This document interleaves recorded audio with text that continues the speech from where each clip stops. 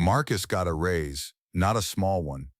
At 38, after 15 years with the same company, a reorganization, a new title, and a conversation he'd been building toward for 2 years, his salary went from $71,000 to $94,000. $23,000 more per year, nearly $2,000 more per month after taxes. He called his wife from the parking garage after the meeting, and she screamed loud enough that he had to hold the phone away from his ear. They went out to dinner that night. A real dinner, not their usual Friday spot, but the kind of restaurant with cloth napkins and no prices on the menu because the prices are not the kind of thing you're supposed to need to think about. They ordered things they'd never ordered before. They talked about the vacation they'd been postponing. They talked about the kitchen renovation. They talked about finally getting a bigger car because the one they had was fine, but the one they wanted was now, for the first time, genuinely within reach. They did not talk about the $500 a month. Nobody ever does. That is exactly the problem. 3 years later, Marcus will do the math. He will sit down on a Sunday afternoon with a spreadsheet open and a coffee going cold next to the keyboard. And he will look at what his raise actually did to his net worth over 36 months. He will find that his lifestyle expanded by almost exactly the amount his income increased. The vacation happened, the kitchen happened, the car happened. His savings rate, the percentage of his income going into investment accounts rather than spending, is lower at 41 than it was at 36. He earns more than he ever has. He has less financial momentum than he had 3 years ago. And somewhere across town, a woman named Diana is doing the exact same math. Diana is 38, the same age Marcus was when he got his raise. She earns $64,000 a year and has earned somewhere in that range for most of her career.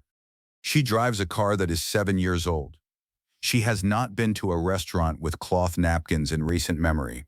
She is not suffering. She has a full life, a home she loves, work that matters to her, but by the income comparison that most people use to measure financial progress, she is well behind Marcus. She has always been well behind Marcus, but Diana has been doing one thing since she was 27. Every single month, without exception, without pausing during market downturns, without stopping when the news was bad and the headlines were frightening and every financial commentator on television was using words like catastrophic and unprecedented, Diana has invested $500 into a total market index fund inside her Roth IRA. She has done this for 11 years. Her account balance is $114,000, not from $114,000 in contributions. She has contributed $66,000 in that time. The other $48,000 is the market, compounding on her behalf, doing the work she was not doing while she slept and worked and lived her life. And if she does nothing else, no additional contributions, no changes to the strategy, simply continues the $500 per month for the next 27 years until she reaches 65, her projected balance at retirement at a historically conservative average annual return of 10% is $2,100,000, $2.1 million, from $500 a month, from a $64,000 salary, from a woman who has never once been to a restaurant expensive enough to leave off the prices.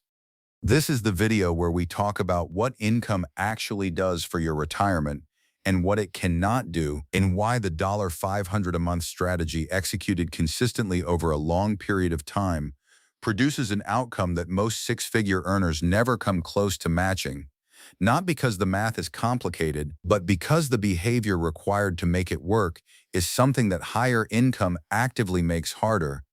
Let's start with the thing nobody wants to hear. Income does not build wealth. The behavior around income builds wealth.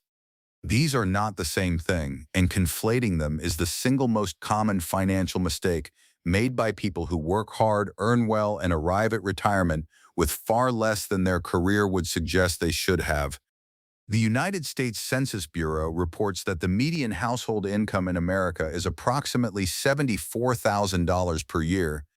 The Federal Reserve Survey of Consumer Finances consistently finds that the median retirement savings for Americans approaching retirement age between 55 and 64 is approximately $134,000. Not $1.3 million, $134,000.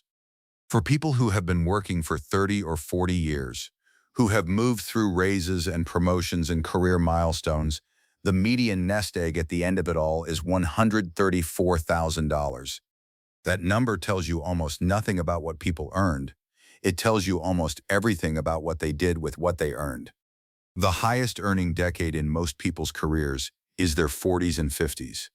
These are also statistically the years of peak spending: larger homes, children in expensive activities, aging parents requiring support, the lifestyle that finally matches the income that took 20 years to build.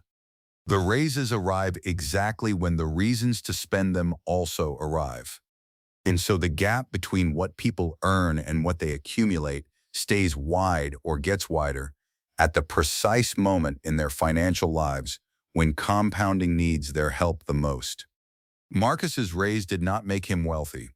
His raise funded a kitchen that looked better on Instagram, and a car that felt better on the highway, and a vacation that ended in 11 days. None of those things compound. None of those things sit in an account growing at 10% per year while he sleeps. They were purchased, enjoyed, and absorbed into the baseline of a life that now requires more to maintain than it did before. This is called lifestyle inflation. It is not a character flaw. It is an almost universal human response to increased income. It is the reason that studies consistently show lottery winners return to approximately the same level of financial well-being they had before the win within 3 to 5 years. It is the reason that professional athletes who earn more in one season than most people earn in a lifetime file for bankruptcy at rates that shock people who don't understand how deeply behavior outweighs income in the wealth equation. The $500 a month works not because $500 is a magical number, but because it is a fixed, automatic, non-negotiable commitment that is not subject to the monthly negotiation between what you earn and what you feel like spending. It goes out before Marcus sees it. It goes out before Diana makes a single discretionary decision. It is not what's left over. It is what comes first. And that sequencing, investment before lifestyle, not investment from whatever the lifestyle leaves behind, is the entire mechanism. Let's look at what the math actually produces across different scenarios, because the numbers here are the argument. Person 1 invests $500 per month beginning at age 25, every month for 40 years until age 65. At a 10% average annual return, that person retires with approximately $3,162,000. Their total contributions over 40 years were $240,000. The market provided the other $2,922,000. They earned almost $13 in compound growth for every dollar they personally contributed. Person 2 earns $180,000 per year, more than double the median household income, but invests inconsistently. Some years they max their 401k. Some years they don't contribute at all because of a renovation or a medical expense or a market moment that felt too scary. Their average annual investment over 40 years works out to $4,800, less than $500 a month, because their high income never produced a consistent system, only occasional intention. At the same 10% return, they retire with approximately $2,580,000, less than person 1, with more than twice the income. The $500 a month investor wins, not because they earned more, because they were consistent when person 2 was not. And consistency across 40 years of compounding is worth more than income, more than timing, more than investment selection, more than any other single variable in the retirement equation. This is what Diana knows, not from a finance class, not from a spreadsheet exercise she did at 27. She knows it because someone she trusted told her one thing when she got her first job: pick an amount you won't miss, invest it automatically before you touch your paycheck, and never stop. She picked $500 because it was the number that felt small enough to be invisible. And invisible was exactly right. Invisible meant it never competed with dinner or a car or a kitchen. Invisible meant it never had to win an argument. It just went every month regardless of everything else. Marcus had no invisible system. Marcus had intention, and intention measured over 15 years of career growth and raises and bonuses and a genuinely good salary, produced $89,000 in his 401k and very little else. We covered that number in a previous chapter. It is the number that made him quiet at dinner. Intention is not a wealth-building strategy. A calendar event that fires automatically on the first of every month is a wealth-building strategy. Now let's talk about the tax dimension of the $500 a month strategy, because this is where the gap between income and outcome gets wider in ways that most people never see. A person earning $180,000 in a high cost of living city, let's say Chicago or Austin or Atlanta, pays a combined federal, state, and payroll tax rate that often lands between 35 and 42% on their marginal income. Every dollar they earn above a certain threshold costs them 40 cents before they ever decide what to do with it. Their high income doesn't just attract lifestyle inflation. It attracts taxation at a rate that meaningfully reduces the actual purchasing power available to invest. Diana, earning $64,000, pays a marginal federal rate of 22%. Her effective total tax burden is meaningfully lower. Her $500 per month investment comes from income that has been taxed at a lower average rate, meaning more of her gross income survives to be invested. And because she routes that $500 into a Roth IRA, she pays tax on it at her current 22% rate today and never again. Not at retirement, not ever. The entire $2,100,000 that account becomes over her lifetime is hers tax-free because she paid 22 cents on every dollar going in and owes nothing on the way out. The $180,000 earner who has been investing in a traditional 401k, which most high earners default to because the immediate tax deduction feels valuable, will pay taxes on every withdrawal in retirement at whatever rate applies to their income at that time. If they have accumulated $2.5 million and begin drawing it down at a rate that generates $100,000 per year in taxable income, they are back inside a significant tax bracket. The Roth structure Diana used protects her from that entirely.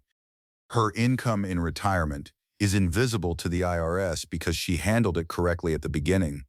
The $500 a month strategy, executed inside a Roth IRA with a low-cost index fund starting as early as possible, is not one good financial decision. It is a sequence of 3 good decisions that stack on top of each other and produce an outcome that their individual parts don't predict. So why doesn't everyone just do this? Because $500 a month feels like a lot when rent is due. Because the market drops 40% in a March and every instinct you have screams to stop the bleeding by stopping the contributions. Because a promotion comes with a kitchen renovation and a new car and a vacation, and suddenly the $500 that was invisible isn't invisible anymore because it's competing with things that feel more real, more immediate, more deserved. Because the result of the $500 a month strategy is invisible for years, you check the account and it's $6,000. Then it's $14,000. Then it's $29,000. These are not numbers that feel like winning. They feel like small numbers that are growing slowly for reasons that require a spreadsheet and a 30-year projection to understand. The payoff is entirely backloaded. The first 20 years of the $500 a month strategy feel like almost nothing is happening. The last 10 years feel like a miracle. But you have to survive the first 20 to get to the last 10, and surviving the first 20 requires a level of faith in arithmetic that most people cannot maintain while the rest of their life is happening around them. Marcus couldn't maintain it. His contributions were frequent but not automatic, intentional but not invisible, meaningful but not immune to the month that had an unexpected car repair and a birthday trip and a kitchen faucet that gave out on a Thursday night. His strategy had too many points of friction, Too many moments where a human decision could interrupt the process. And humans, given the opportunity to interrupt a financial process for a good reason, will interrupt it. The solution is not more discipline. More discipline is not the answer. More discipline is what you tell yourself when you don't yet understand that the system is supposed to remove the need for discipline entirely.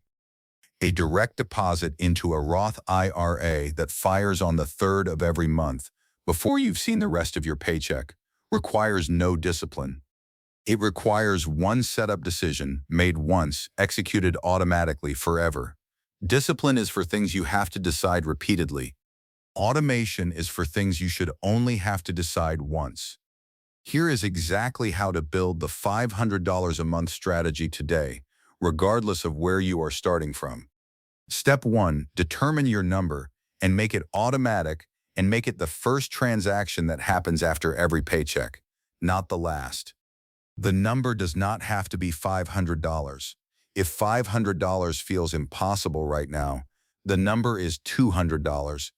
If $200 feels impossible, the number is $100. If $100 feels impossible, the number is $50. The number is not the variable that matters most. The automaticity is the variable that matters most. Pick the number at the edge of invisible, the number that leaves your account before you've decided what this month's money is for.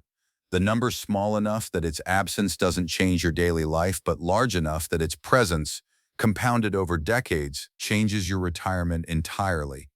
Set up a recurring transfer from your checking account to your Roth IRA or brokerage account for the day after your paycheck lands. Not the week after, not when you get around to it, the day after. Remove the decision from the equation permanently. Step 2.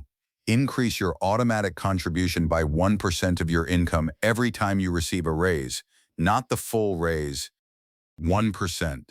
If your raise is $4,000 per year, increase your monthly investment by $33. You will not feel $33. Your lifestyle will not register $33.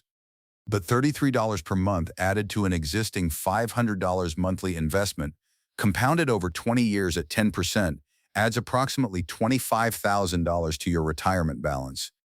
Do this every time your income increases. Let your investments grow slightly faster than your lifestyle every single time, even by just 1%, and the gap between what you spend and what you accumulate widens permanently in your favor. Step 3. Never stop the automatic investment during a market downturn under any circumstances, for any reason, for any duration. This is not negotiable, and it is not a suggestion. It is the single rule that separates the people who actually accumulate wealth from the people who intend to.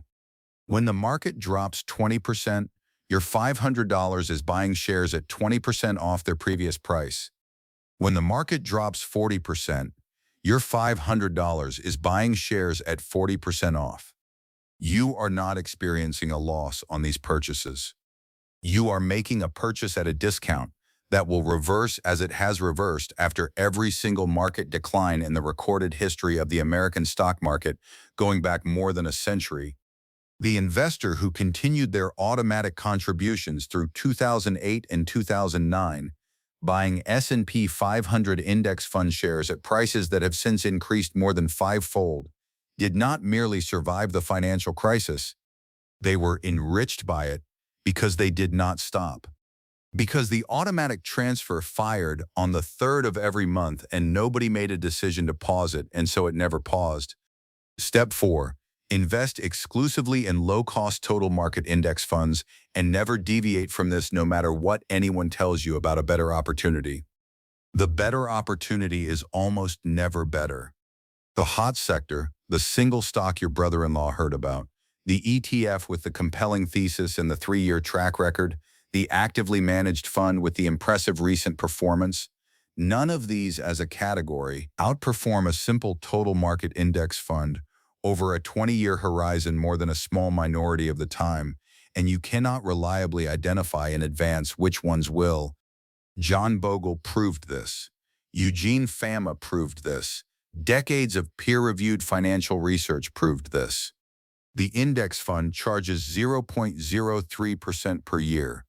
The actively managed fund charges 0.75 to 1.5% per year. The difference in fees alone, applied to a 30-year investment, amounts to tens of thousands of dollars in eroded returns. Choose boring.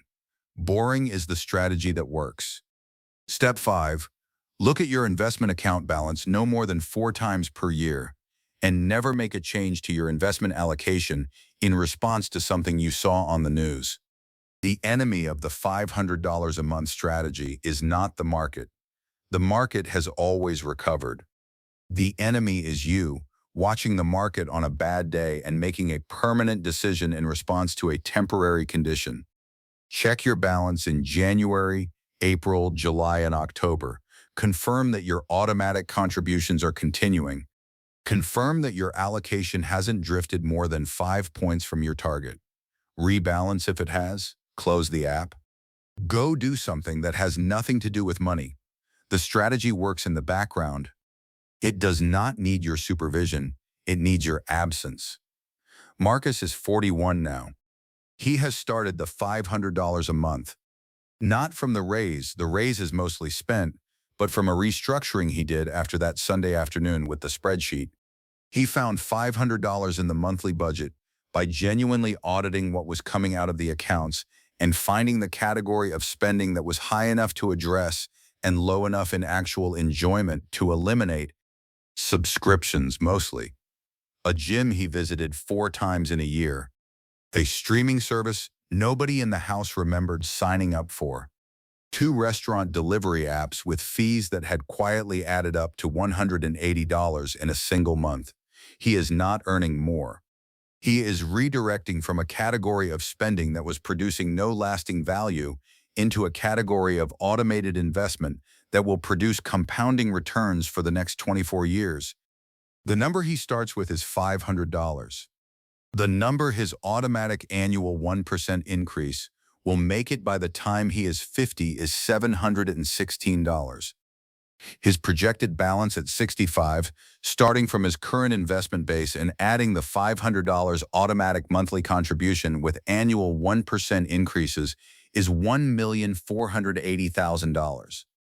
Not from earning more, not from a windfall, not from a strategy that requires expertise or access or insider knowledge.